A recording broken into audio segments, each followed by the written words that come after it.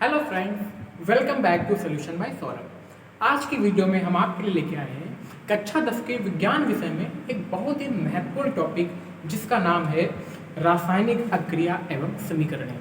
रासायनिक अभिक्रिया आपके विज्ञान का, साइंस का जो है क्लास 10th में पहला टॉपिक है, पहला सब्जेक्ट, पहला लेसन है, जिसमें हमने रासायनिक अभिक्रिया क्या है, ये कितने टाइप की होती हैं, ये कैसे वर्क करती हैं, कैसे एक अभिक्रिया दूसरे अभिक्रिया से भिन्न होती है, इन सब की हमने डिटेल में वीडियो आपकी ऑलरेडी बना के रख चुके हैं, ऑलरेडी बना के अपलोड कर चुके हैं, जिसको आप सबने बहुत सारा प्यार भी दिया है। तो सबसे पहले अगर आपने वो वीडियो नहीं देखी है तो आई बटन पे आप क्लिक करके उस वीडियो को देख सकते हैं। इस वीडियो की लिंक हमने डिस्क्रिप्शन में भी दे दी है। तो आज हम जानेंगे कि रासायनिक अभिक्रिया को आप व्यक्त करने के लिए जिस टर्म का यूज करते हो उसको बोलते हैं समीकरण। रासायनिक समीकरण क्या होते हैं, ये किस तरह से लिखे जाते हैं। लेकिन रासायनिक समीकरण को समझने से पहले हमें ये जानना आवश्यक होता है, ये जानना बहुत जरूरी है कि रासायनिक समीकरण को लिखने की हमें जरूरत क्यों पड़ी। तो उसके पहले हम फिर से देखते हैं रासायनिक अभिक्रिया एक्चुअल में होती क्या है। अभिक्रिया की बात करें, अगर हम यहाँ पे सीधे एक टर्म यूज कर ले अभिक्रिया, तो अभिक्रिया क्या होती है। जैसे कि हम सबसे पहले आप क्या समझते हो कि आपने जैसे कि क्या किया, हम नॉर्मल अगर बताएं तो आपने क्या किया, सबसे पहले पानी लिया, ओके, पानी में आपने चीनी मिला दी। पानी में जैसे ही आपने चीनी बनाई तो कुछ ना कुछ वो रिएक्ट होगी उस प्रोसेस के बाद, उस प्रोसेस को हम एरो से दिखाते हैं, तो आपका क्या बन गया, शरबत। ओके, नहीं हमको चीजें समझ में आई कि हम कुछ ना कुछ पदार्थों को मिलाते हैं और फिर हमको कोई एक नया पदार्थ बन के मिल जाता है। लेकिन जरूरी नहीं कि आप दो ही पदार्थ मिलाएं, हो सकता है कोई शौकीन हो वो नमक भी मिला दे, हो सकता है नमक के साथ इसमें थोड़ा वो नींबू भी निचोड़ दे, हो सकता है फिर और भी स्वाद बढ़ाने के लिए पुदीना भी डाल दे थोड़ा सा। तब जिसने क्या बोलते हो आप लोग, शिकंजी, तो आपका क्या बन जाएगा, ये शिकंजी टाइप से बन जाएगा। यानी हमको एक चीज समझ में आया है कि आपके जो ये इधर होते हैं टर्म, इनको बोलते हैं अभिकारक, और जो आपका बन के आता है प्रोडक्ट उसको बोलते हैं उत्पाद। ये आपका क्या है, अभिकारक, ये आपका क्या है, अभिकारक, ओके। और जो इधर बन के आया वो क्या हुआ, आपका उत्पाद। यानी हमको एक टर्म समझ में आया कि हम इसको तो हिंदी में बोले कि जब हमने पानी में चीनी मिलाया तो हमको शरबत प्राप्त हुआ। लेकिन जब हम इसी टर्म को हमको बहुत ही कम शब्दों में व्यक्त करना हो तो हम ऐसे बोल देंगे, पानी प्लस चीनी इज इक्वल टू शरबत। यानी हमने अपने समय को बचाने के लिए, हमने उसको बहुत छोटा टर्म लिखने के लिए हमने इसका यूज किया। तो बस इसी को आपका रासायनिक समीकरण कहा जाता है। जैसे अगर हम आपका साइंस केमिस्ट्री के टर्म में बताएं, हम बोलते हैं आपसे कि आपने क्या लिया, हाइड्रोजन लिया, ओके, आपने हाइड्रोजन लिया प्लस ऑक्सीजन लिया, तो हाइड्रोजन आपका, ऑक्सीजन क्या मिल गया, आपका जल बन गया। यानी आप बोलो कि आपने जब हाइड्रोजन और ऑक्सीजन की क्रिया कराई तो आपको जल प्राप्त हुआ। इसको कम शब्दों में आपने लिख दिया, hydrogen plus oxygen is equal to जल। लेकिन इसको आप और भी कम शब्दों में लिख सकते हो कि हाइड्रोजन में आपने H2 लिख दिया, ऑक्सीजन के लिए आपने O2 लिख दिया और डैश करके यहाँ पे क्या बना दिया, H2O।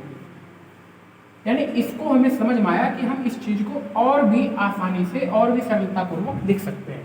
लेकिन अभी हमारी ये असंतुलित समीकरण है, इसको संतुलित करना भी हम इस वीडियो में सीखेंगे। तो सबसे पहले अभी आपने जाना कि रासायनिक समीकरण एक्चुअल में होता क्या है, हम उसको किस बेस में लिखते हैं। अब हम थोड़ा ये जानेंगे कि जो रासायनिक अभिक्रिया होती हैं एग्जैक्ट वो कितनी टाइप की हो सकती है, ओके। तो अब बात करते हैं अभिक्रिया। अभिक्रिया कितने प्रकार की होती हैं। तो सबसे बेसिक में आपको बताएं, जो सबसे बेसिक पॉइंट है वो आपकी अभिक्रिया दो प्रकार की होती हैं, जैसा आपने 9th स्टैंडर्ड में पढ़ा भी होगा। एक आपकी होती है भौतिक अभिक्रिया, भौतिक अभिक्रिया, और दूसरी आपकी होती है रासायनिक अभिक्रिया। भौतिक अभिक्रिया और दूसरी आपकी क्या होती है, रासायनिक अभिक्रिया, ठीक है। इसको आप बोलते हो फिजिकल और chemical, physical and chemical, physical reaction and chemical reaction, got it. अब देखते हैं भौतिक अभिक्रिया को थोड़ा सा समझते हैं कि जैसे कि आपने क्या किया, आपके पास लकड़ी थी, क्या थी आपके पास, लकड़ी थी और आपने उस लकड़ी से आपने मेज बना दी। आपके पास लकड़ी थी और आपने उस लकड़ी से मेज बना दिया, ठीक है। और दूसरा एग्जांपल क्या करें, आपके पास लकड़ी थी और आपने उस लकड़ी को मतलब बर्न कर दिया, जला दिया, तो आपका क्या बन गई, राख बन गई। अब इस टर्मिनोलॉजी को ध्यान से समझिएगा कि आपने लकड़ी से मेज बना दी, तो वो मेज को भी आप लकड़ी की ही मेज बोलेंगे। यानी ऐसी अभिक्रियाएं जिसमें आपका जो उत्पाद बनता है, उस उत्पाद के जो आपके भौतिक रासायनिक जितने भी गुण होते हैं वो उसके मैच करें, ठीक है, या आपका जो भी है वो वापस से उसी अवस्था में आ सके, वो आपकी भौतिक अभिक्रियाएं कहलाती हैं। लेकिन लकड़ी से आपने जब राख बना दी, उसको जला दिया, तो राख वापस से लकड़ी का गुण बिल्कुल नहीं रखती। लकड़ी ठोस होती है, राख बिल्कुल ठोस नहीं है, ठीक है। तो क्या है कि जब आपका कोई भी पदार्थ अभिक्रिया करके किसी भी प्रकार से ऐसा उत्पाद बना ले जो वापस से परिवर्तित ना हो पाए, तो उसको हम बोलते हैं रासायनिक अभिक्रिया, केमिकल रिएक्शन। यानी ये आपका क्या है, वापस से राख जो है वो लकड़ी नहीं बन सकती। इसका क्या है कि आपने मेज की जितनी भी कीलें लगी हैं सब हटा के वापस से लकड़ी के टुकड़े टुकड़े अलग निकाल लिए, ये आपकी लकड़ी ही की जाएगी। दूसरे एग्जाम्पल की अगर हम बात करें तो आपने पानी लिया और पानी की क्या बना दी, बर्फ, समझे। यानी पानी की आपने बना दी बर्फ, यानी पानी बर्फ बना तो आपको लगा कि हाँ कुछ चेंज हुआ, लेकिन उसी बर्फ से फिर वापस पानी बन सकता है। यानी ये उत्क्रमणीय होती है, यानी ये दोनों तरफ से रिएक्शन कर सकती है। पानी बर्फ बन जाएगा और बर्फ वापस से पानी बन जाएगा। लेकिन आप क्या करो, जैसे मोमबत्ती, आपने मोमबत्ती को बर्न किया, मोमबत्ती को जलाया, आपने कुछ समय बाद देखा कि आपकी जो भी मोमबत्ती है वो धीरे धीरे धीरे धीरे धीरे धीरे गायब होने लगती है, यानी ये आपका वापस नहीं आ सकता है। हालांकि मोमबत्ती में आपकी भौतिक रिएक्शन और जो फिजिकल रिएक्शन है, केमिकल रिएक्शन है, दोनों होती है। दोनों कैसे कि जब आपने मोमबत्ती को जलाया तो आपका जो मोम पिघल के आया वो वापस से आपका यूज हो सकता है। तो मोमबत्ती के जलने में भौतिक और रासायनिक दोनों परिवर्तन होते हैं। और आपसे कुछ पूछा जाए कि ऐसी एक अभिक्रिया बताइए जिसमें भौतिक और रासायनिक दोनों परिवर्तन होते हैं, तो हमारे जो मानव शरीर में जो पाचन क्रिया होती है उसमें भौतिक और रासायनिक परिवर्तन दोनों ही होते हैं। तो अब आपने जाना कि भौतिक अभिक्रियाएं और रासायनिक अभिक्रियाएं क्या होती हैं। अब बस जो आप पढ़ रहे हो, अभी आप पढ़ने जा रहे हो रासायनिक समीकरण, तो इन्हीं रासायनिक अभिक्रिया के टर्म पर आपका पूरा रासायनिक समीकरण बेस है कि आपने कौन सा यौगिक लिया इधर उत्पाद अभिकारक में और कौन सा आपका उत्पाद बना, उसमें क्या चेंजेस हुए, क्या वो वापस हो सकता है, क्या नहीं हो सकता है। जैसे आपका लोहे पर जंग लगना, वो भी आपका क्या है, रासायनिक अभिक्रिया, ठीक है। ये चीजें आपको समझ में आ गई। अब बात करते हैं हम कि रासायनिक अभिक्रिया को कैसे व्यक्त किया जा सकता है। जैसे अगर हम आपके सामने लिख दें कि आपका ये एक विलियम था CuSO4 का, ठीक है, क्या है ये एक एक करके सब जानेंगे। आपने CuSO4 के विलयन में आपने लोहा डाल दिया, Fe आपने डाल दिया, तो क्या हुआ, ये Fe ने Cu को विस्थापित कर दिया, तो आपका क्या बन गया, FeSO4, और जो आपका Cu बचा वो अकेला आपका यहाँ पर आ गया। ये वाली रिएक्शन तो आप अपनी बुक में भी देखते हो कि ये वाली जो रिएक्शंस हैं वो आपकी बुक में भी सेम ऐसे ही लिखी है। तो ये आपका जो हमें पढ़ने का तरीका है, जो पुराना ढर्रा चला आ रहा है बुक से लिखने का, छापने का, रट लेने का, लिखाने का, एग्जाम में पास भी हो जाने का, लेकिन चीज़ें नहीं क्लियर होती हैं, तो हमें वो आपका बदलना है। एक कोशिश हम लगे हैं उस कोशिश में, तो समझते हैं कि हमको इस टर्म को लिखने की आवश्यकता क्यों पड़ी। जैसे कि हम आपसे बोलें कि कॉपर सल्फेट का एक विलयन है, उसमें हमने लोहा डाला, मतलब कॉपर सल्फेट के विलयन में हमने क्या डाला, लोहा डाला, और क्या हुआ, तो वो हमारा फेरिक सल्फेट बन गया, फेरिक सल्फेट बन गया, और हमारा कॉपर जो है वो मुक्त हो गया। तो कहने का मतलब है इतनी पूरी लाइन को लिखने के लिए आपको ज़्यादा काम करना पड़ेगा, तो उस टर्म को कम करने के लिए हमने रासायनिक समीकरण का यूज किया। तो इसमें आपने क्या लिखा, CuSO4 यानी हमारा क्या है, कॉपर सल्फेट, ठीक है। कॉपर सल्फेट में आपने Fe जैसे डाला तो आपका Cu विस्थापित हो गया। इसको हम जो है विस्थापन अभिक्रिया में पढ़ते हैं। फिर से हम आपसे बोल रहे हैं कि अगर आपने इसके पहले वाली वीडियो नहीं देखी है, जो आपको आई बटन पे दिख रही है ऊपर, उस पर क्लिक करके पहले वो वीडियो देखा है, ठीक है, उसके बाद आपको चीज़ें समझ में होगी। ये विस्थापन अभिक्रिया का एक एग्जाम्पल है। तो विस्थापन अपक्रिया क्या, पहले जाने। जैसे कि आप एक चेयर पे बैठे हो और आपके पिताजी आपसे कोई बड़ा आ गया, तो आप उस चेयर को छोड़ देते हो, उस पर वो बैठ जाते हैं। यानी अगर आपसे कोई बड़ा है, वो आपके सामने आ जाता है, तो आप उसके लिए कुर्सी छोड़ देते हो। सेम यही चीज़ें हैं। अगर आप केमिस्ट्री, हम कहते हैं केमिस्ट्री इज द नेचर, जो केमिस्ट्री है भैया वो नेचर है, केमिस्ट्री नेचर है। अगर आप केमिस्ट्री को नेचर के हिसाब से पढ़ोगे तो आपको चीज़ें बहुत अच्छे से समझ में आएगी। तो आप ये देखिए, SO4 आपकी है चेयर, SO4 क्या है आपकी चेयर, SO4 के ऊपर बैठा है Cu, Fe जो है वो इससे बड़ा है। ये बड़ा क्या है या बड़ा क्यों है, कैसे पता चला, इसको आप जानोगे विद्युत रासायनिक श्रेणी में। जो विद्युत रासायनिक श्रेणी है उसको पढ़ाएंगे आगे, ठीक है, आपने पढ़ा होगा, उसमें आपको पता चला कि Fe जो है वो Cu से ज़्यादा पावरफुल है। तो इस Cu ने अपनी जो चेयर है वो छोड़ दी और इस चेयर पे SO4 जो चेयर थी, इस चेयर के ऊपर Fe आ गया। ये तो हो गई हमारी विस्थापन अपक्रिया की बात। अब देखते हैं कि इस समीकरण, क्या हमारे समीकरण ये सही है।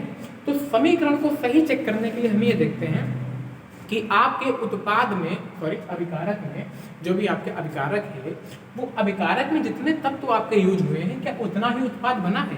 यानी आपने एक नियम भी पढ़ा है 9th में, द्रव्यमान संरक्षण का नियम, द्रव्यमान संरक्षण का नियम, संरक्षण का नियम, मास कंजर्वेशन लॉ।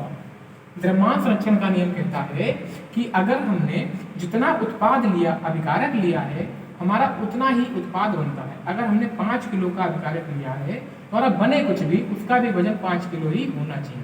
यानी जितना हमने अभिकारक लिया है उतना हमारा उत्पाद बनना चाहिए। तो चेक करते हैं, यहाँ पर Fe की क्वांटिटी कितनी है 1, यहाँ पर भी Fe कितना है 1, ओके। यहाँ पर SO4 हमारा एक यौगिक है, sulphur 1, sulphur 1, oxygen 4, oxygen 4, Cu 1, Cu 1। यानी हमारी ये अपक्रिया जो लिखी है बिल्कुल परफेक्ट है, इसमें कोई भी कमी नहीं है। ये आपकी हुई रासायनिक अपक्रिया, ओके। जैसे आपके सामने ये 2 अपक्रियाएं लिखी हैं, कॉपर में आपने ऑक्सीजन गैस मिलाई, आपका CuO बन गया, ठीक है, कॉपर ऑक्साइड बन गया। आपने MnO2 में HCl मिलाया तो आपका MnCl2H2O + Cl2 आपका बन गया। तो अब हम ये देखते हैं कि हमारी ये अपक्रियाएं संतुलित है या असंतुलित। अगर ये असंतुलित है तो हम इनको संतुलित करेंगे। तो देखते हैं क्या है। यहाँ पर आपका कॉपर कितना है, यहाँ पर कॉपर हमारा कितना है 1, ओके। यहाँ पर भी हमारा कॉपर कितना है 1, यानी हमारा जो कॉपर है वो बिल्कुल संतुलित है। लेकिन यहाँ पर ऑक्सीजन की बात करें तो यहाँ पर ऑक्सीजन हमारी है 2 और यहाँ पर ऑक्सीजन है 1, यानी हमारा मामला यहाँ पर गड़बड़ हो गया। ऑक्सीजन को भी हमको बिल्कुल इक्वल करना है। तो यहाँ पर ऑक्सीजन 2 है, यहाँ पर 1 है, तो अगर हम 2 से गुणा कर दे तो हमारा काम बन जाएगा। लेकिन हम केवल और केवल ऑक्सीजन में 2 से गुणा नहीं कर सकते, क्योंकि इस यौगिक का, इस कंपाउंड का जो स्ट्रक्चर है, संरचना है, वही बदल जाएगी। तो हमें 2 से मल्टीप्लाई करना है सबसे आगे, ठीक है। तो अब हमने देखा कि ऑक्सीजन हमारे 2 और ऑक्सीजन भी हमारे 2, हमारा काम ओके। लेकिन ऑक्सीजन 2 हुए प्लस साथ साथ में आपका Cu भी कितना हो गया, डबल हो गया। तो यहाँ पे Cu डबल है, यहाँ पर Cu 1 है, तो यहाँ पर भी हमको 2 से मल्टीप्लाई करनी होगी, तो हमारा यहाँ पर Cu भी कितने हो जाएंगे 2। तो टोटल 2 2 4 ही होगी, यहाँ पर भी 2 2 4 ही होगी। कॉपर 2, ऑक्सीजन 2, ऑक्सीजन 2, यानी अब हमारा ये जो समीकरण है वो बिल्कुल संतुलित है।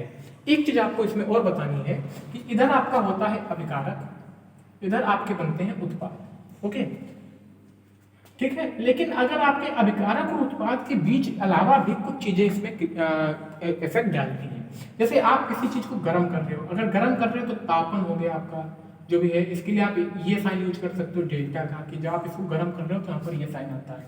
यानी कॉपर में ऑक्सीजन ऐसे ही नहीं भूल गई, जब आपने कॉपर में ऑक्सीजन डाली फिर आपने गर्म किया तब आपका CO बना। अगर कहीं पर सूर्य का प्रकाश यूज हो रहा है तो आप सूर्य का प्रकाश लिख देंगे, कहीं पर आपका प्रेशर यानी दाब लगा रहे हो तो आप वहाँ पे दाब लिख दोगे, या आपका जो भी अगर उत्प्रेरक वर्क कर रहा है कि Mg डाला Mn डाला, वो आप यहाँ पर इस एरो के ऊपर लिख के प्रदर्शित करते हैं। जैसे अगर हम इसका देखें MnO2 प्लस HCl, हमारा बना MnCl2 H2O Cl2, तो इसको संतुलित करने की कोशिश करते हैं। यहाँ पर हमारा Mn कितना है 1, ओके, यहाँ पर भी Mn हमारा कितना है 1, ठीक है, अच्छी बात है। और हाँ, एक और सबसे ज्यादा नोटेबल पॉइंट, ऑक्सीजन को हम हमेशा सबसे बाद में चेक करते हैं। ऑक्सीजन को अगर सबसे बाद में चेक करोगे तो आपके लिए फायदेमंद रहेगा। हाइड्रोजन चेक कर लेते हैं, अच्छा या कुछ भी चेक कर लो, हाइड्रोजन चेक कर ले। हाइड्रोजन यहाँ पे कितना है 1, यहाँ पर हाइड्रोजन टोटल कितना है 2, यहाँ पर 2 है हाइड्रोजन, यहाँ पर 1 है, यानी हमें किससे गुणा करनी पड़ेगी भैया 2 से मल्टीप्लाई करना पड़ेगा। तो हमारा हाइड्रोजन यहाँ पर भी 2 हो गया, यहाँ पर भी हाइड्रोजन हमारा 2 हो गया। अब Cl को चेक करें, Cl हमारे कितने यहाँ पे, Cl यहाँ पे हमारे 2 है, 1 है यहाँ पे, तो 2 बन जा 2। Cl हमारे कितने हैं 2, हाइड्रोजन हमारे 2 हो चुके हैं। Cl हमारे 2 हैं और यहाँ पर हमारे Cl कितने हैं 2 यहाँ पर हैं, 2 यहाँ पर हैं, तो हमारे यहाँ पर Cl हो गए भैया 4। Cl कितने हो गए 4। भाई देखो 2 यहाँ पर Cl और 2 यहाँ पर Cl, इन दोनों को देखें तो हमारे यहाँ पे Cl कितने हैं 4, हमारे यहाँ पर Cl है और यहाँ पर Cl हमारा कितना है 2 ही है। तो जिधर कम है उधर तो ज्यादा करेंगे, तो यहाँ पर 4 Cl हमको बनाने, क्योंकि भाई यहाँ पर 2 4 Cl है, तो यहाँ पर हमको Cl बनाने 4 और यहाँ पर भैया है अभी 2, तो यहाँ पर हम 2 हटा के अगर हम 4 से मल्टीप्लाई कर दें तो 4 बन जा 4 हमारे Cl हो जाएंगे। आपने कहा सर बिल्कुल सही, नहीं Cl हमारे कितने हो गए 4 और Cl हमारे यहाँ पर भी कितने 4, लेकिन हमने 4 से गुणा की तो यहाँ पर हाइड्रोजन भैया नाराज हो गए, हाइड्रोजन भी यहाँ पर कितने हो गए अब 4। अब यहाँ पर हमको हाइड्रोजन फिर से गड़बड़ हुआ, तो हाइड्रोजन हम यहाँ पर फिर से इक्वल कर दें, हाइड्रोजन यहाँ पर होगा 4, ओके, और यहाँ पर कितने 2, तो यहाँ पर भी अगर हम 2 से मल्टीप्लाई कर दें तो 2 2 जा 4 हमारा हाइड्रोजन का काम बन जाएगा। आपने कहा सर बिल्कुल बन जाएगा, नहीं हाइड्रोजन यहाँ पर भी हमारे 4 हो गए, यहाँ पर भी 4 हो गए, Mn हमारा अकेला यहाँ है, यहाँ पर भी अकेला है, Cl हमारे 4 यहाँ है और Cl हमारे 2 2 4 यहाँ है। अब बचे ऑक्सीजन, ऑक्सीजन यहाँ पर कितने हैं 2 और ऑक्सीजन यहाँ पर भी कितने हो गए 2, यानी आपका वर्ग जो है बिल्कुल सही हो गया। यानी हमारे यहाँ पे 4 4 8 10 11 और 4 2 6 2 8 2 10 11। कहने का मतलब है बाकी चीजें अलग, Mn आपका 1 Mn 1, Cl आपके 4 Cl आपके 4, हाइड्रोजन आपके 4 हाइड्रोजन आपके 4 और ऑक्सीजन आपके 2 ऑक्सीजन आपके 2, यानी अब हमारी जो समीकरण है वो बिल्कुल संतुलित है, इसमें अब कोई भी प्रॉब्लम नहीं है। अब हम एक्स्ट्रा यहाँ पर इरेज कर देते हैं जिससे आपको चीजें बिल्कुल क्लियर हो जाए, ठीक है। यानी जो हमारी समीकरण है वो इस तरह से हमारी बिल्कुल ओके है, ठीक है, ये आपकी समीकरण बिल्कुल सही है। यानी अब आप अपने समीकरणों को किस तरह से असंतुलित समीकरणों को संतुलित कर सकते हैं ये आप जानें। तो रासायनिक अपक्रिया हम ऑलरेडी बता चुके हैं, रासायनिक समीकरण का आपका थोड़ा सा कॉन्सेप्ट बचा था उसको हमने यहाँ पर आज क्लियर कर दिया है, ठीक है। तो रासायनिक समीकरण वो होते हैं जब आप किसी भी अपक्रिया को कम शब्दों में शो करना चाहते हैं, ठीक है। मिलते हैं नेक्स्ट वीडियो में, और आपको जो भी प्रॉब्लम है वो हमको कमेंट सेक्शन में हमेशा की तरह बताइए और आपके लिए वीडियो लेकर जल्दी से जल्दी आएंगे। Thank you very much.